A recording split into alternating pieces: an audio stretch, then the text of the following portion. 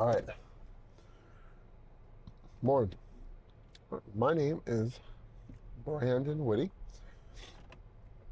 I live in Wisconsin, and I'm starting this channel more or less to cover a couple things, right? So, I have grown up my entire life as a Christian, and uh, I remember from a very young age, like accepting Jesus in my heart and all this, it really started me more when I was a young adult, right? Or a teenager, then young adult, really got into.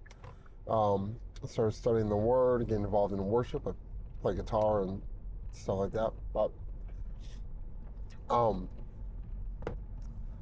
I kind of coasted for the last, feels like a long time. And I kind of relied on the knowledge that I had gained while I was younger. And I think a lot of my energy has gone into understanding politics and my point of view through there and through the world instead of just through my Christian beliefs. So I think lately, as I've been just looking at my life, looking at my interactions with my family and with the world and my people at work, I'm realizing I have a lot of growing that I can do um, as a Christian. Right? I think that I've been missing the points. I think I've been not seeking after growth in those areas, and I think that that's something I need to make improvements on. So I'm gonna start studying a sermon every week or every day. I believe I've started every day, and I'm gonna go through them with a few just quick points here, just to share what I'm learning. I'll always put a link in the video for the sermon, just so that you can listen to yourself if you're interested in. And then another thing I'm going to do is I've been, let's just say, a big boy for a long time. Was, I didn't really have weight issues until I was probably in my mid-teens, which sounds young to most people, but for me, I kind of went to being homeschooled, and all of a sudden I gained a bunch of weight because I was just eating over and over and over again and not doing anything. After my freshman year of high school. Um, but I lost a lot of weight once, and then I gained all that weight back. The highest weight I was about 3 or 4 years ago. 4 years ago, I was 370 pounds. Right now, I'm about 210, and a year and a half ago, I was 203. My goal is to get down to an even healthier weight, right? I want to be around when my kids grow up. I want to be around, see grandkids, and I want to see great grandkids. I want to be able to play sports with my son. I already do now pretty well. We do baseball and basketball, and we'll goof around, but I want to be able to keep doing that while he grows up. He's only 9, and my daughter's, no, she doesn't do any sports that I'd participate in, but she's 14. But I want to be healthy for them. I want to set a good example for them, not just in my health, but also, as I was talking about my Christian faith walk before, for them as well with that. So let me talk about the sermon that I listened to. The one that I started listening to was Voddie Baucham. It's called The Heart of a Father, and it's out of Proverbs 3. Now, the sermon is really talking about like how our hearts should be for our children, right? And also some of the requirement, like a requirement or two that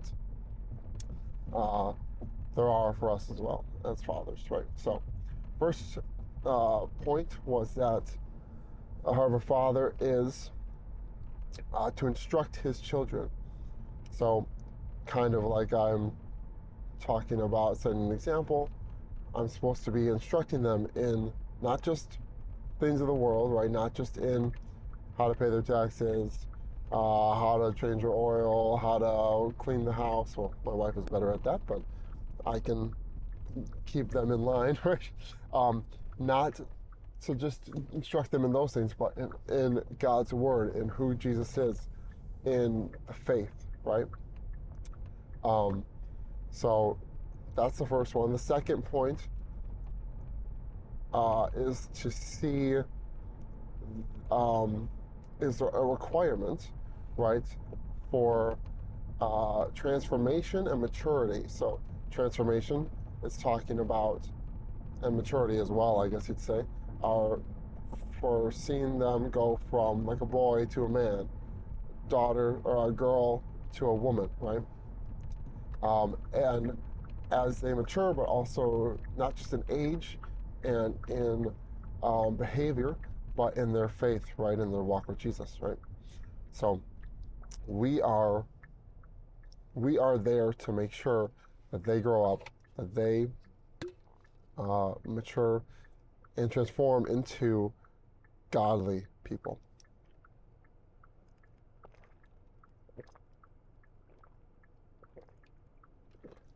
Next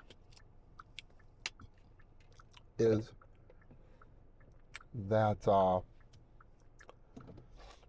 one second, is that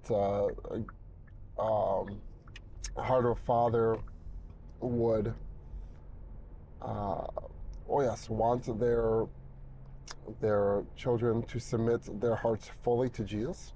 Sorry about that. Um, you know, submission to Jesus is the only way for them to have faith, go to or have salvation, go to heaven, right? We want them to be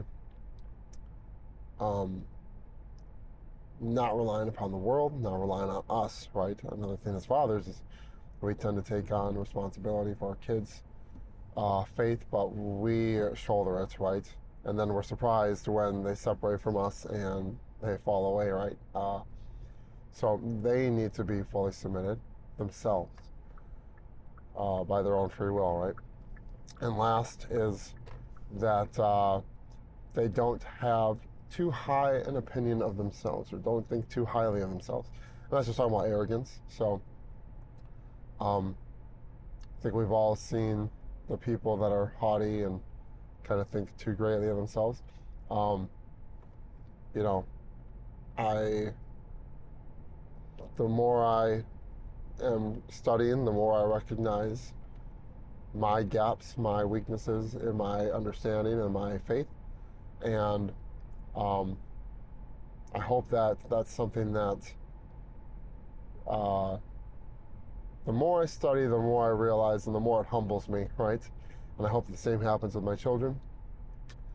And then he has two last little points, which were provision is not enough, and general instruction are not enough. So I can pay all the bills, I can do all those things, right? But if that's all I'm giving them, and I'm not giving them instruction in the Word, right? Instruction in God's ways, then they're not going to be prepared. It's kind of like I said before. They're going to walk away. They're not going to have a strong, solid faith. So it's on me to make sure that I'm not instructing them just in things of the world, but in knowledge and faith in Jesus Christ. Cool? All right, so that was Vodi Bakum. He just passed away a few weeks ago, I think. So just today is October 17th, 2025. But next, let's talk about, and I'll keep doing this. So tomorrow is I've got another one lined up, so I'll make sure that we go through that. It'll be real quick. You know, I'm not a great teacher. Trust me. Do your own studying. Listen to the sermon if you're interested in it. I just find it's a good way for me to have study that I don't have to I can verify, but I don't have to go too crazy and trying to figure things out, right? The next thing is, let's talk about health fitness. I told you I was a big boy, and I'm still have some things, that I'm trying to work on, and I'm going to cover one of those every day, right? So the point that I'm going to cover today is just the calories in, calories out thing. People don't like to hear it because a lot of the times, we say, well, I've got this, I've got that, and this is causing me to not lose weight, right? And you can lose weight even if you can't do a lot of physical movement, right? It really is controlling your intake of food, right? And so this is not pointing fingers at anybody, because trust me, I can put down a lot of food. I can eat with the best of them. You know what I mean? So, really, if you're trying to lose weight or manage your weight, one way or the other, or if you're trying to gain weight, you eat extra calories. If you're trying to lose weight, you reduce your calories, right? From what you need to maintain your weight. But if you're trying to reduce weight or anything, having a real understanding of what you're eating is massively important. Now, I would say get an app or whatever. Like I use Chronometer. MyFitnessPal used to be a big deal. I don't like them. They just kind of feel a little gimmicky. But Chronometer lets you still scan food just like MyFitnessPal does, and actually like measure the food and log the food you're eating for a few days and see what it actually is, because people think that like peanut butter, this is like the prime example. I use peanut butter. It's like a serving size. Okay, 2 tablespoons, 180, 210 calories or whatever, somewhere in there. And they think, okay, 1 tablespoon, 2 tablespoons. Oh, that's delicious. And when you weigh out the whatever it is, 28 or 32 grams or whatever it is for 2 tablespoons, and you actually see how big it is, it's like this little itty bitty thing. And you're like, I get it now. That thing that I thought wasn't that bad, or the little snacks that I've been having in between, they add up real quick. And that was something I didn't realize until I started managing things. Now I can kind of look at my food, but I still measure things out, right? Don't have to be like me, because I'm anal and I'm obsessive over things like that. But just because I've got so far that I want to go, and I've got goals. But if you're just trying to generally do it, get one of those apps, put in the weight you're at right now, your general activity level, and then tell it what your goal is. If you want to gain weight, it'll tell you to eat more food. If you want to lose weight, it'll tell you to eat less food. Actually track it, see what you're doing. These are things where even just small changes, right, can make a big difference, right? I'm outside the gym right now waiting for it to open, and that's only a small part, right? Like, eating is like 90% of it, right? I can eat way more calories in a couple minutes than I could work out in an hour. You know what I mean? Like, I can, right? And most people can too, if we're not careful. That's not to demonize food. Food is delicious. I love food. Just gotta not eat too much, not eat too little, right? Unless you're trying to. And as always, don't do anything unless your doctor is good with it, right? This is not medical advice, blah, blah, blah, right? So, yeah, I'm going to do this last little point here, because this is meant to be short. This will be short every day, pretty well unedited. I'm not gonna cut a lot. You're gonna see me drink. You're gonna see me driving. You're gonna see me not talk for a minute while I remember what I was supposed to say or going to say. But this really is just to see, or just to be out there, because I don't think that we're at a point where we can just not talk about our faith anymore, not talk about our health anymore. I think those are related, right? We're not supposed to be um, unhealthy. We're not supposed to be just living in the world and not have people know who we are and what we believe. And as Christians, we're supposed to go make disciples. So I think that this is something where, even if I reach one or two people in the entire time I do this, which who knows, probably nobody will ever watch this, that's fine. My goal is to not be quiet and to also to grow, right? I think I need to make a lot of growth as a father for my kids. Kind of going back to the heart of a father thing. I think that the best way for me to show them or the best way for me to succeed in instructing them, in having them submit fully to God, in having them transform and become more mature and to not have or not to think too highly of themselves, is to do the same myself, right? Is to set the example, instruct myself, learn from other people, learn about God, to transform my behavior, become more mature myself, to submit my life fully to God, which I hope they see it, because I don't hide when I do my Bible studies. They know that I'm doing them, and I'm trying to make sure that they're hearing what I'm studying. And then that I don't think too highly of myself. The fact that I have to study, that I have to learn, that I have to do more, I'm going to embrace that side of it, and I'm not going to embrace the fact that I'm doing it, right? So I'm not going to praise myself or think well of myself because I'm doing those things. It's just an expectation. As a Christian, this is just part of the job, right? Not the job, right? But it's part of being a Christian is learning. We don't have, it's not optional, right? So, and then on the fitness and health side, I know people, a lot of us don't know where to start, or didn't know where to start, were embarrassed to start.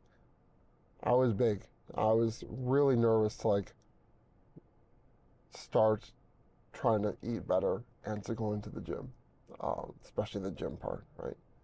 And the eating better thing, yeah, I was a yo-yo, right? I went up and down. I was a roller coaster, whatever you want to say, with my weight.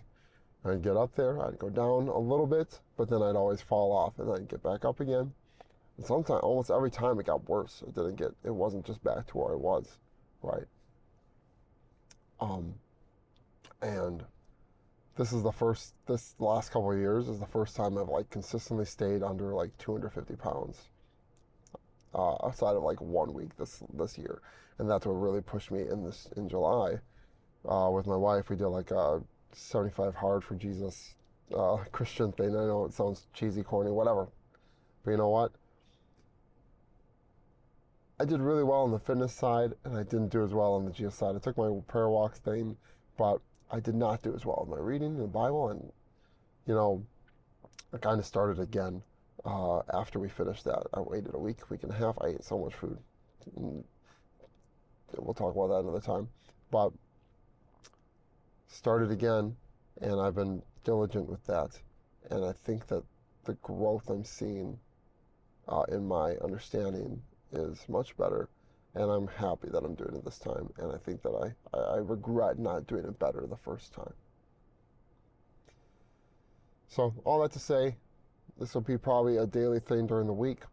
Not too much editing. They'll all be a little shorter than this because I don't plan to just sit and talk in the car for a few minutes while I wait for the gym to open. But thanks for watching.